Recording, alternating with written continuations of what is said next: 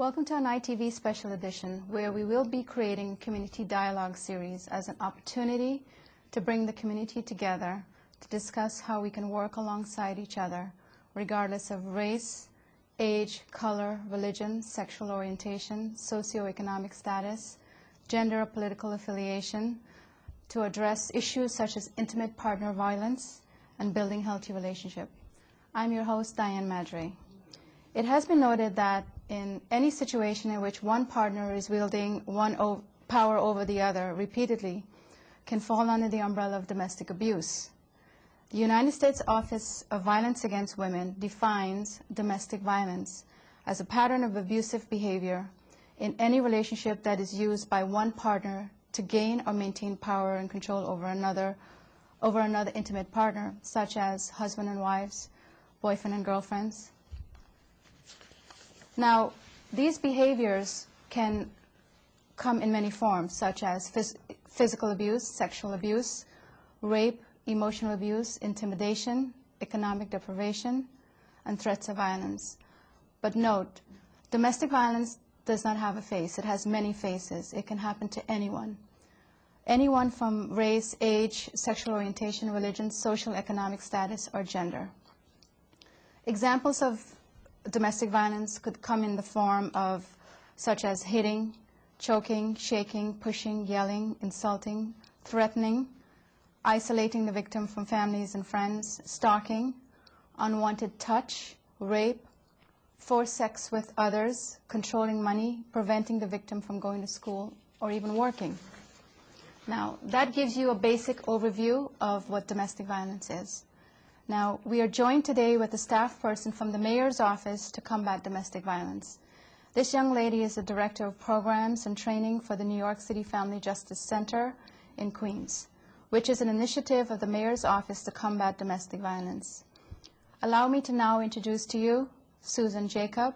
Susan, welcome to ITV, and thank you for joining us on this program. But before we begin, I came across an article from the World Health Organization that recently stated, violence against women worldwide is epidemic.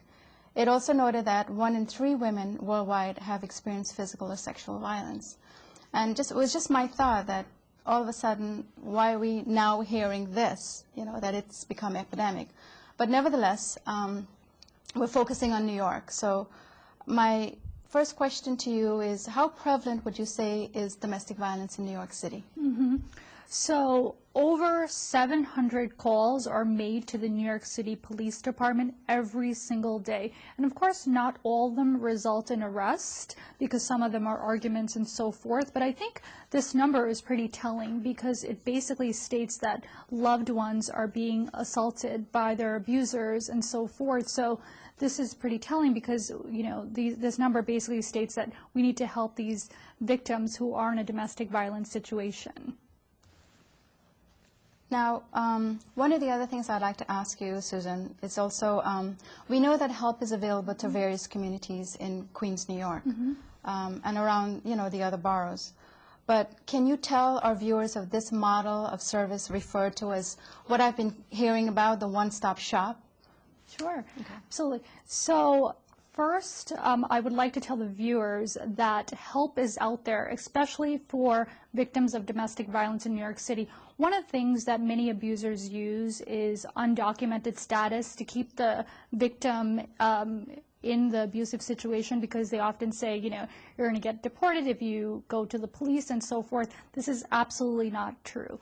In New York City, victims should know that they can come forward and seek help with the police department, or they can come and utilize the services at the Family Justice Center. So regardless of immigration status and so forth, they can get help in New York City. This is really important to know. So Mayor Bloomberg administration started the Mayor's Office to Combat Domestic Violence in 2001, and now we have Family Justice Centers. So the first Family Justice Center was started in 2005 in Brooklyn Family Justice Center. The second was Queens, which was in 2008, and the third was in the Bronx in 2010. And we're really happy because we're going to have a Family Justice Center in Manhattan this year, and talks are underway for the Staten Island Family Justice Center. That's fantastic, because now every borough will have a family justice center catering to victims of domestic violence. Which is great. So victims, to get back to your question with regard to the one-stop, victims can walk through the doors free of charge anytime from 9 a.m. to 5 p.m. Monday through Friday. They can access any service, including speaking with the case manager, talking to one of our NYPD officers. They can meet with a prosecutor to discuss their criminal case. They can meet with a self-sufficiency coordinator or a social worker and so forth. So all these different services are all under one roof while their children are playing safely in the next room. It's such a wonderful model. That's why it's called the one-stop, because before the Family Justice Center, clients, can you imagine being a victim of domestic violence, going to a multitude of different areas, including meeting with the prosecutor in a different building or meeting with the NYPD officer. So now they can just walk into the Family Justice Center and they can be safe and meet with all these different providers, which is really great, as you can imagine, especially if you're a victim of domestic violence in a crisis situation. Well, I've had a chance to visit the Queens location, which I thought it was fantastic, and I love the idea of the one-stop shop. You know, what everyone is talking about. So I can imagine what the other locations must be like. So catering to the service, and family and children are there. And I remember seeing a room that was available for children that can have activities and stuff like that. So it covers a wide variety of needs. Absolutely. Now, Susan, beyond meeting the basic needs, are there other services at the center? Absolutely. So not only does the centers bring together 13 city agencies, but also over 25 organizations that is devoted to working with domestic violence victims and elder abuse victims. It's really great. We have also something called, as I mentioned before, self-sufficiency, which is key in empowering victims of domestic violence, so they can utilize various different workshops, including computer literacy programs, English classes, self-empowerment workshops. And this is all key, you know, with victims of domestic violence, because self-sufficiency and empowerment are keys in terms of moving away from the abuser so they can become more self-sufficient and empowered. So these are all a variety of different programs that the Family Justice Center offers. So that's a great part that you mentioned in regards to the empowerment piece, because I think, as you said, moving away from the abuser, the victim gets a chance to empower themselves and move forward. So you have a variety of service, obviously, that's being offered in that capacity. Absolutely. Now, in respect to the victim, Susan, there's much talk about safety plans. A lot of organizations, including the one that I do work with CADVA, we talk about safety plans. And sometimes what I usually do is I say, you know, in terms of the safety plan and the safe space. Now, what are some of the basic things a victim should do to keep safe, based on, you know, some of the things that, you know, the Family Justice Center is working with, and alongside with all those other organizations? So first, it is against the law in the United States to commit physical assaults, even if you're a family member, living together, or married. So if someone is in imminent danger, they should call 911. But, you know, we at the Family Justice Center prioritize safety. Whether the person is staying in the relationship or leaving, we prioritize safety, especially if you're a victim of domestic violence. So I'm going to talk a little bit about the basic steps that a client can take to stay safe. And a couple of different things. As I mentioned, calling 911 if you're in imminent danger. Teach your children to use the telephone to call the police and go to a safe place during a violent incident. Identify a safe place to go in case of an emergency, such as your local police precinct. Lock all windows and doors at night when you leave your home. Inform your children's school, daycare about who has permission to pick them up. Request to have your telephone number changed to an unlisted number. Keep your home address confidential, and if possible, do not tell the abuser where you live. Avoid going out alone. Change your route to and from work often. If possible, have someone screen your calls at work. Request that your office telephone number and email address be changed, and vary your schedule. In case you need to leave quickly, you should gather the following documents, which includes passport, green cards, work permits, social security cards, birth certificates, bank account details, house deed lease, order of protection, whether it's a criminal or a family court order of protection, custody visitation orders, marriage license, children's immunization school records, address book and a calling card, pack a bag with money, extra keys, clothes, medicine, and important documents. Leave it in a safe place or someone you trust. So these are just some of the basic safety plan that we usually talk about. But of course, when you walk into the Family Justice Center, again, we prioritize safety planning. So any of our staff at the Family Justice Center can do a tailored safety plan for that individual client, which is extremely helpful, especially for these clients who are victims of domestic violence. Right. And one of the things that I caught when you were saying that prior to giving the list, it's obvious that domestic violence is a crime, regardless of where you go. Absolutely. Right? Absolutely. So we need to ensure that our victims understand that are going through a domestic violence situation, that based on some of the things that we mentioned earlier in terms of that might be occurring in the home that constitutes domestic violence, that they need to contact someone, or if it's to the extreme of abuse, that they need to call 911. Absolutely. Yes. So I do want to emphasize that if someone is in imminent danger, to call 911, whether, regardless of immigration status, they should not be afraid to come forward. Right. Now, Susan, we've had some earlier conversations prior to this meeting today. We discussed that the Family Justice Centers are prepared to help people of all cultures. Can you expand on this to our viewers? How do you go about serving such a diverse and multicultural community in Queens, New York? Absolutely, absolutely. So one of the things, the Family Justice Centers, all of staff at Family Justice Center goes through cultural competency trainings. We also have something that's called Language Line, which offers over 150 languages. Also, staff on site speak multiple different languages as well. So we work with clients from all over the world, which is really, really great. One of the things I want to talk about, since I work at the Queens Family Justice Center, according to the U.S. Census Bureau, about 48% of Queens County is foreign-born, and at the Queens Family Justice Center, our foreign-born population is about 70%. So you can just imagine how many foreign-born clients that we work with on a daily basis at the Queens Family Justice Center, which gives you just a little bit of idea in terms of the population, the diverse population that we work with.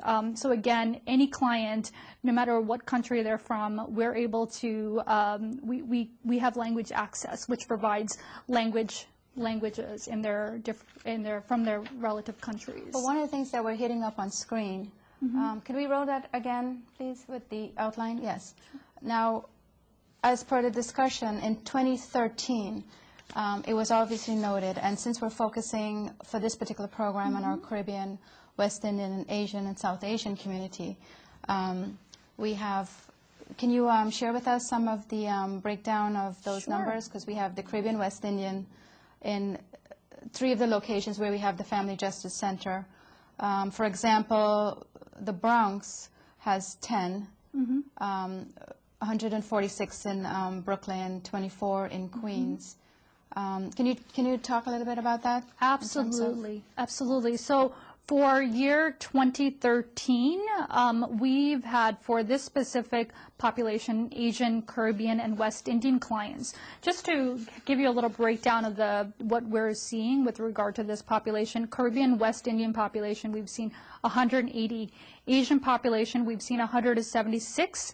Southeast Asian, we've seen 54. So for 2013, in the Bronx, Brooklyn, and Queens Family Justice Centers, we've seen over 400 clients from this specific group. So it's obvious, based on the breakdown that we're showing our audience right now, that Brooklyn obviously has the highest.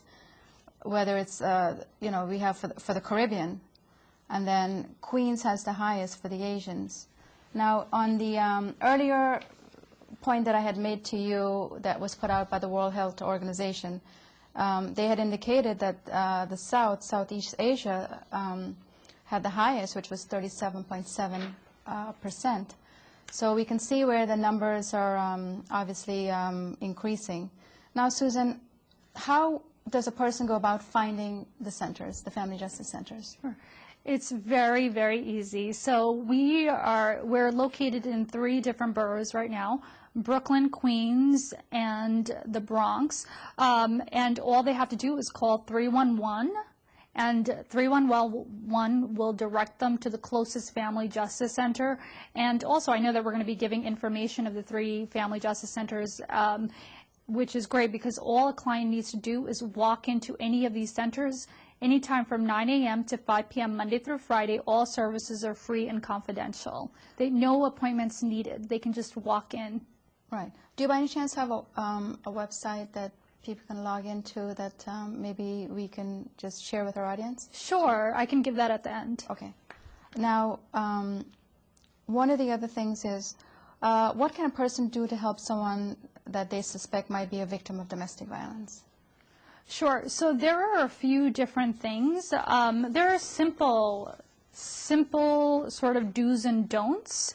And I'm going to go over the list when working with a domestic violence victim, or if you know someone, a family member or a friend who's going through this very difficult time, such as do listen carefully and non-judgmentally. Assure the victims that they are not to blame. Do let the person know that help is available and encourage them to seek it. Do express concerns for their safety and encourage them to plan for their own safety and their children's safety. Do respect their ability to make their own decisions and to know what is safe. Don't blame the victim or abuser's violence. Don't ask why the person doesn't leave. Don't tell the person to leave or to stay. Respect their decisions. And of course, last, don't minimize the seriousness of this situation. So all of these things, I always get the question from people, how do I help my daughter or my son who's going through the very difficult situation? And these are some of the basic tips that I provide someone who's, in a very difficult situation, and is, because their loved ones are going through this very difficult period. So these are some of the basic things that we provide. But, any victim of domestic violence should walk into the Family Justice Center. Again, the services are all free and confidential, and we provide culturally sensitive practice to, with all of our victims of domestic violence. And as you indicated earlier, that aside from what you just mentioned, that it's very important that if in immediate danger, call 911. Call 911, right. Yes. So, regardless of their immigration status, they should not be worried about their immigration, and they should come forward.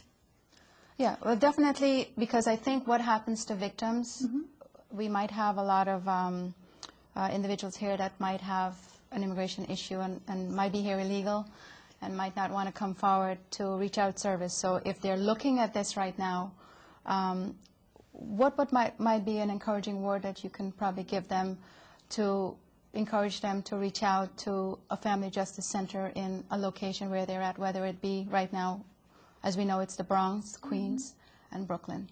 So what might you, tell someone looking at this right now that might be going through something that can reach out to the center? Sure. So one of the things is that many victims, I think, fear, especially from a family member, I told you so, or why don't you just leave?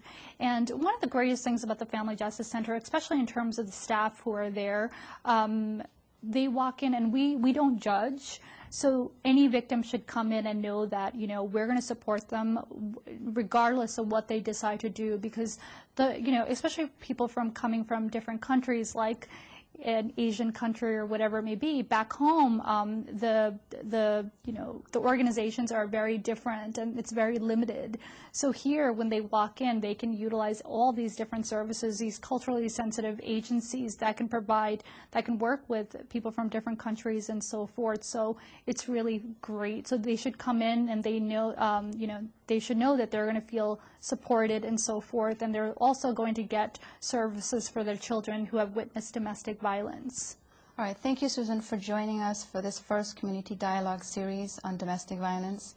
This is actually a fantastic program. I'm very familiar with the Queens Family Justice Center located right here in Queens, New York, and obviously you've been made aware of today that we have 2 other locations, one in the Bronx for anyone living in the Bronx, as well as Brooklyn, and we have another location that will be coming to Manhattan for those who reside in Manhattan, and possibly Staten Island in the near future. So it's a fantastic, as you know, the talk has been the one-stop shop.